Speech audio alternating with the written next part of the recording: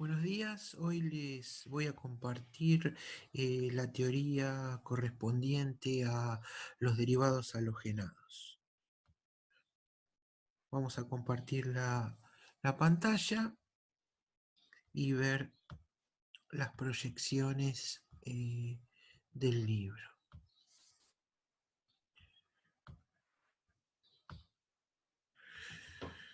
Bueno, vamos a decir que los derivados halogenados de los hidrocarburos, también llamados halogenuros de alquilo o haluros de alquilo, si la cadena carbonada es alifática, en el caso de que sean aromáticas se los denomina de arilo, pueden ser de diferentes tipos, dependiendo del halógeno.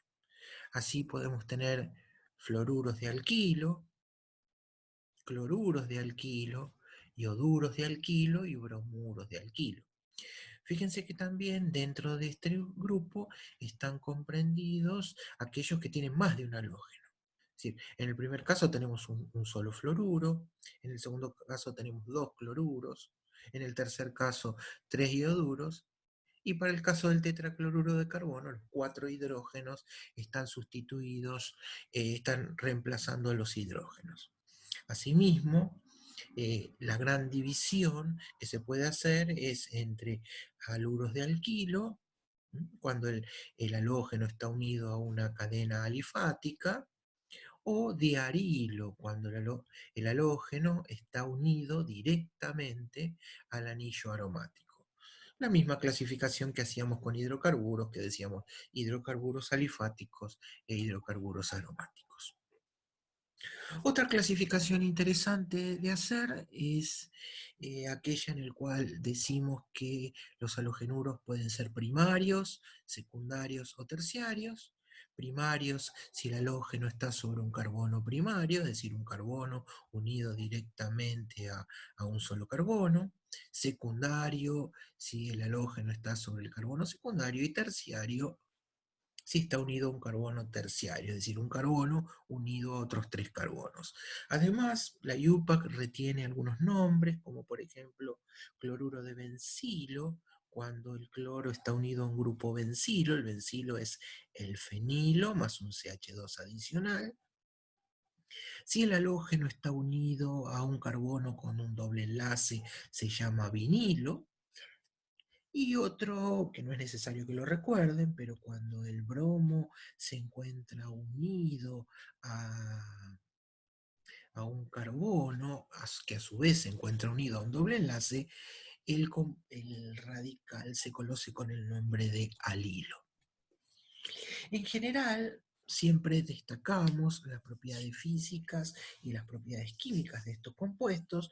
Cuando hablamos de propiedades físicas de los halogenuros de alquilo, vamos a decir que son moléculas polares, eh, aunque los enlaces carbono-hidrógeno de los halogenuros de alquilo no son polares, los halogenuros sí son electronegativos, los halógenos. Por lo tanto, se genera un momento dipolar neto en la dirección del halógeno. Es decir, el carbono queda con carga positiva, el halógeno queda con carga negativa. Es decir, que estas moléculas interaccionan entre sí a través de las fuerzas intermoleculares conocidas con el nombre de interacciones dipolo-dipolo-dipolo. En cuanto a las reacciones químicas de estos compuestos, que es lo que más vamos a ver en la clase de hoy, destacaremos dos tipos de reacciones. Una de ellas se conoce como reacción de sustitución nucleofílica, y junto con la reacción de sustitución nucleofílica compite una reacción conocida con el nombre de eliminación. Ustedes vieron en reacciones generales, en descripción de reacciones generales, ese tipo de reacciones, las de sustitución, en las que se reemplaza un grupo por otro. En este caso, el grupo que va a ser reemplazado y el grupo entrante es un nucleófilo. Y las reacciones de eliminación, que es cuando eliminamos grupos de la molécula y obtenemos normalmente una molécula insaturada, como por ejemplo un alqueno. Acá pueden ver ejemplos típicos de reacciones de sustitución nucleofílica. Tenemos un halogenuro, en particular acá el nucleófilo es un grupo oxidrilo, y reemplazamos el halógeno por el grupo oxidrilo para obtener un alcohol. Podemos tener muchísimos nucleófilos, acá los pueden ver, un oxidrilo, un alcóxido, el amoníaco, una amina, un yodo, un ciano, un acetiluro. Y todos estos nucleófilos pueden sustituir el halógeno dando diferentes tipos de compuestos. Así, si tenemos un halogenuro y lo reemplazamos por oxidrilos, obtenemos un alcohol. Si tenemos eh, un halogenuro y lo reemplazamos por amoníaco, tenemos una amina, y así sucesivamente. Es decir, la reacción es bien general. Es el reemplazo de un nucleófilo, específicamente un halogenuro, por otro. Como yo les decía, las dos reacciones características de este tipo de halogenuros son las reacciones de sustitución nucleofílica y de eliminación. Es decir, una compite con la otra. ¿Por qué? Nosotros sabemos que los nucleófilos, además de ser nucleófilos, son bases. Es decir, tienen la capacidad de captar un protón para formar agua. Entonces, la reacción común, la reacción común es que el oxidrilo actúe como nucleófilo sobre el carbono positivo, eliminando el halógeno y formando un alcohol. Pero, ¿qué ocurre si el oxidrilo tiende a captar un hidrógeno, es decir, elimina un hidrógeno de la molécula? Entonces es necesario un reordenamiento de esta molécula, se debe formar un doble enlace y obviamente que si se forma un enlace acá, este carbono queda pentavalente y por lo tanto se tiene que expulsar el cloro. Y estaría dando el producto de eliminación. En azul vemos el producto de sustitución, es el reemplazo de un grupo por otro, actuando el grupo, el oxidrilo, como un nucleófilo. Ahora, si el oxidrilo actúa como base, captando un protón, se forma agua, un alqueno y se elimina el cloruro. Ahora bien, vamos a tratar de entender un poco mejor a este tipo de reacciones a través de los mecanismos. Vamos a ver los mecanismos de sustitución y los mecanismos de eliminación. Pero cada uno de ellos, tanto el de sustitución como el de eliminación, tienen variantes. Es decir, vamos a estudiar 4 mecanismos. El primero de ellos, que es un mecanismo de sustitución nucleofílica, se conoce como mecanismo de sustitución nucleofílica bimolecular y se indica como SN2. Vamos a intentar ver de qué se trata. Nosotros tenemos un halogenuro de alquilo primario, esto hay que destacarlo, primario, en el cual este carbono que estoy marcando es un carbono sp3. ¿Qué ocurre con el nucleófilo? Ataca por la parte de atrás y se empieza a enlazar al carbono, mientras el cloro se empieza a romper. Es decir, sobre la misma línea vamos a tener al grupo oxidrilo, al carbono y al cloro. Y los grupos metilo e hidrógeno se van desplazando para que el oxidrilo pueda entrar. Y se aloja el metilo hacia arriba y los dos oxidrilos hacia abajo. Este compuesto, que no es un intermediario, porque es algo que postulamos, se conoce como estado de transición o complejo activado. Y luego, desde este complejo activado, pasamos a los productos.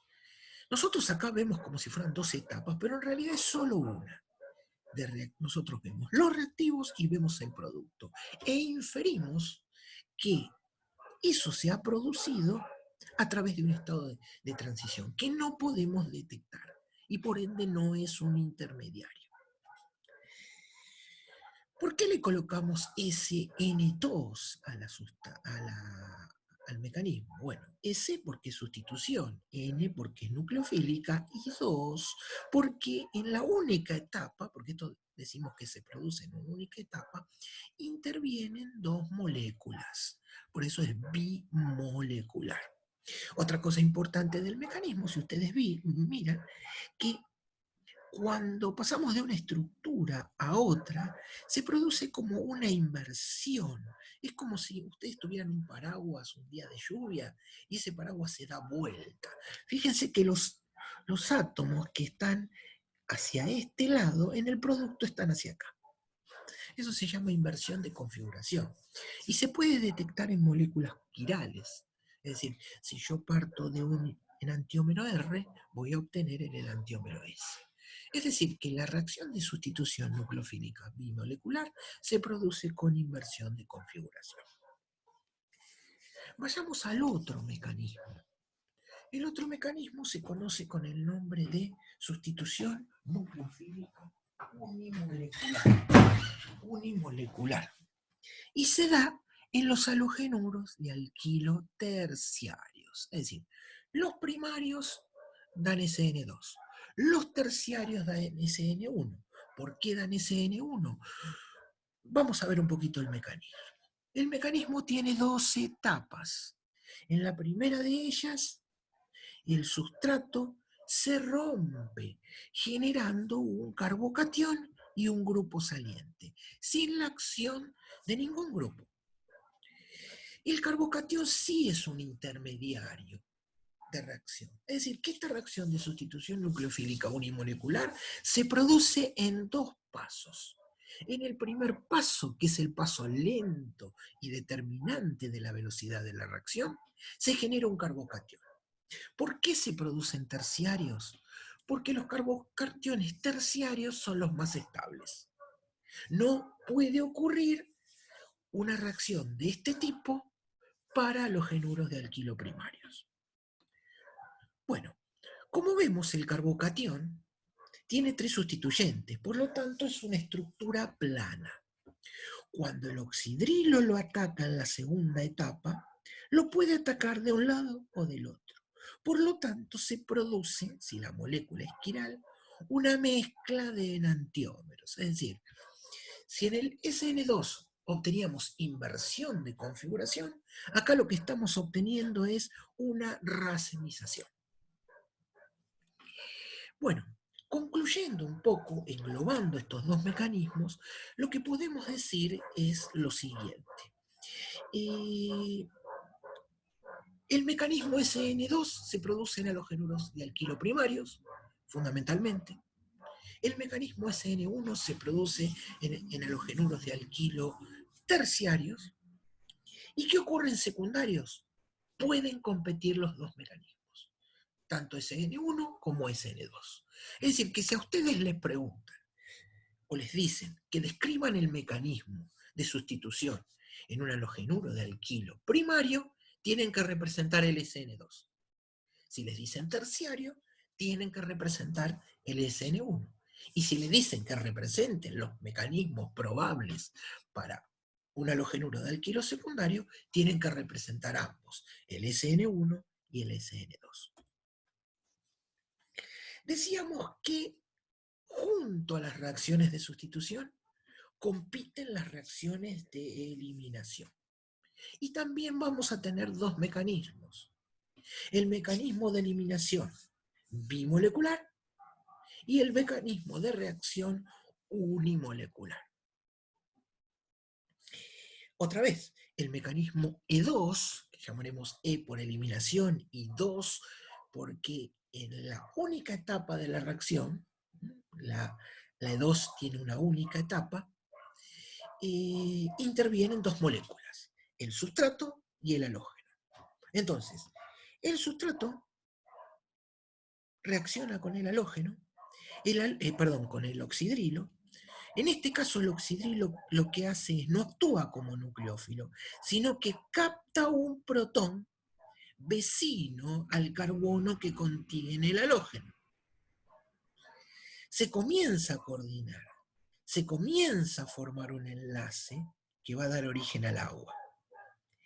Así se empieza a romper el enlace carbono-hidrógeno, se empieza a formar el doble enlace y se comienza a romper el enlace carbono-cloro, generando un estado de transición o complejo activado, que otra vez no es un intermediario, es algo que nosotros postulamos para convertir los reactivos en productos. Bueno, los productos que se forman, agua, el arquero, y se produce la eliminación del cloruro. Lo interesante que en los mecanismos de eliminación bimolecular, en algunas oportunidades, se pueden formar más de un alqueno, dependiendo del hidrógeno que nosotros removamos, abstraemos. Siempre los hidrógenos que se pueden abstraer son los hidrógenos vecinos al carbono que contiene el cloro.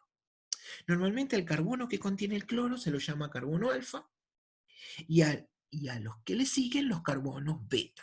Es decir, los hidrógenos que se remueven son los hidrógenos beta.